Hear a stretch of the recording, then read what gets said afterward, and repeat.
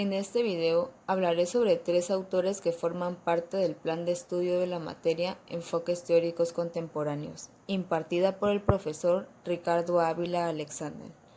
El primer autor que forma parte de este video es Claude Lévi-Strauss.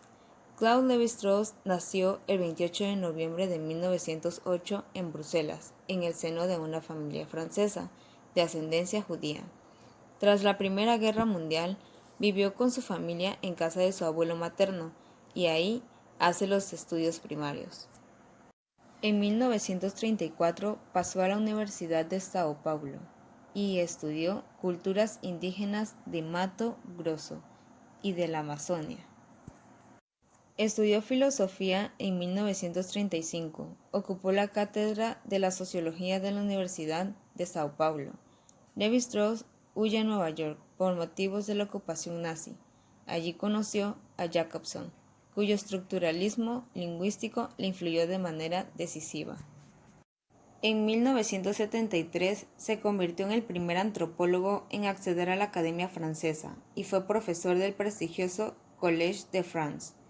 Aplicó el estructuralismo al estudio parentesco, las estructuras, elementos de parentesco, 1949, a la antropología cultural, sociología de la antropología, 1950, antropología estructural, 1958 y 1973. Falleció a los 100 años, a finales de octubre del 2009, a tan solo un mes de cumplir los 101 años. Tanto estudios como teorías son muy importantes en la actualidad. Lévi-Strauss sobrepasa la dimensión individual del objeto de estudio y describe el plano de la estructura en la que inscribe la lógica de un entorno social. Sus estudios antropológicos son un alegato científico contra el racismo, por cuanto verifica la existencia de raíces comunes de la especie a través de la diversidad de expresiones raciales y culturales que engarzan el pensamiento universal. Fue influenciado por los movimientos sociales de los años 60.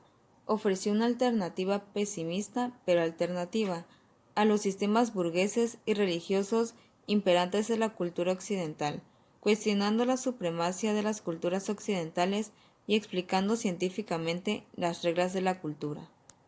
El segundo autor que forma parte de esta secuencia es Michel Foucault. Paul Michel nació el 15 de octubre de 1926 en Francia. Su educación primaria fue una mezcla de éxitos y mediocridades, hasta que asistió al colegio jesuita Stanisłaus, donde destacó por su rendimiento.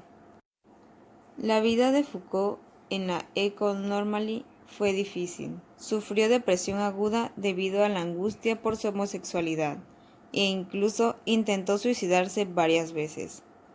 En 1966 publicó uno de sus grandes libros, Las palabras y las cosas. En 1968, el gobierno francés creó la Universidad Experimental de París y nombró a Foucault como el primer jefe de su departamento de filosofía. Foucault también se unió de forma notoria a los estudiantes, en ocupación de edificios de la administración y a los enfrentamientos con la policía. En 1970 fue elegido por el cuerpo académico más prestigioso de Francia, en el Colegio de Francia, para ocupar la cátedra Historia de los Sistemas de Pensamiento.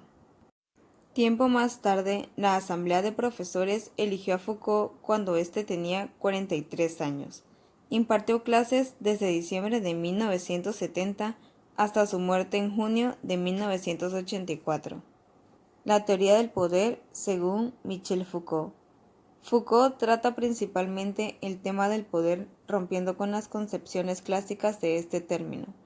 Para él, el poder no puede ser localizado en una institución, por lo tanto, la toma de poder planteada por los marxistas no sería posible.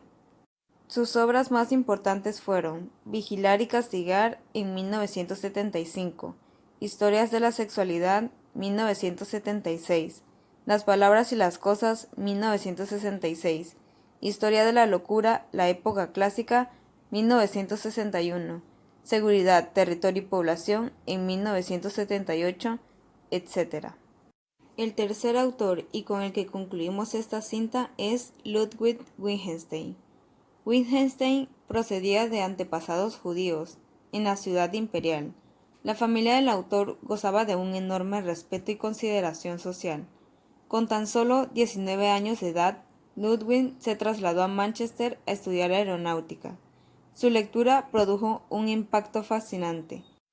Para él, toda la matemática podía derivarse en unos cuantos principios lógicos fundamentales.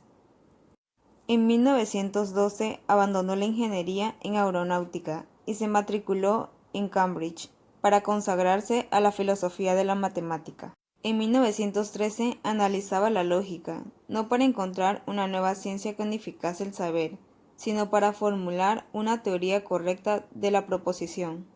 En los años 1919 a 1929 se preparó en una escuela del magisterio y daba clases en escuelas rurales de Baja Austria. Wittgenstein es el único pensador que llegó a elaborar dos teorías del lenguaje.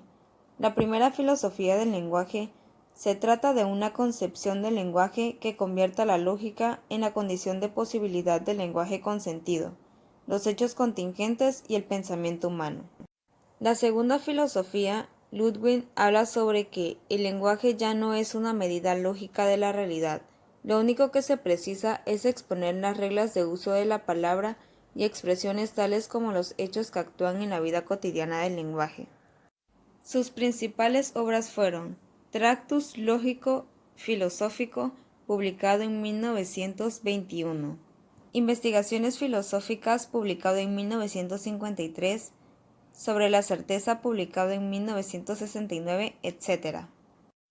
Con esto concluyo este video agradeciendo su atención prestada. Mi nombre es Giovanna Patricia Eulín Colorado, alumna de la materia Enfoques Teóricos Contemporáneos.